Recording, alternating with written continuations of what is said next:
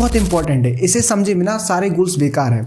क्या होता है कि हम गोल्स तो बनाते हैं बट हम कोई भी टाइम लिमिट या डेडलाइन फिक्स नहीं करते कि हमें वो गोल पर्टिकुलर इस टाइम पीरियड के अंदर कंप्लीट करना है। यहाँ से आती है बहुत बड़ी प्रॉब्लम। इसके एग्जाम्पल के थ्रू समझते हैं। हमने इससे पहले एक एग्जाम्पल लिया था JEE के एस्पिरेंट का।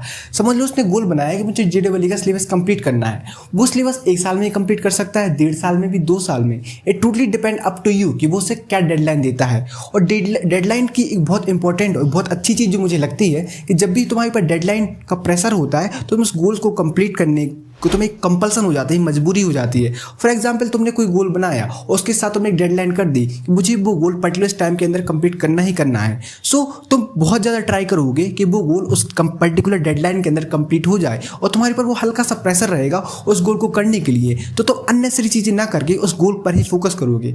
बट हाँ, यहाँ पे एक चीज़ और ध्यान रखना कि यहाँ पे अचीवेबल वाला पॉइंट मत भूल जाना कि डेडलाइन इतनी छोटी कर दी कि उस गोल को कंप्लीट कर ही नहीं पाए। फॉर एग्जाम्पल एक गोल है, जैसे कोई काम है जैसे करने में 5 से 6 घंटे लगते हैं, बट तुमने डेडलाइन के चक्कर में उसको 2 से 3 घंटे में कंप्लीट करने का ट्राई किया। तुमने पर बहुत ज़्यादा प्रेशर कर दिया एंड अल्टीमेटली तुम वो गोल अचीव नहीं कर पाए। तो उस वाले पॉइंट को भी ध्यान रखना कि डेडलाइन तो बनाना है बट डेडलाइन ऐसी रखना कि उसको तुम अचीव कर पाओ और अपने ऊपर कुछ ज़्यादा एक्स्ट्रा प्रेशर भी ना।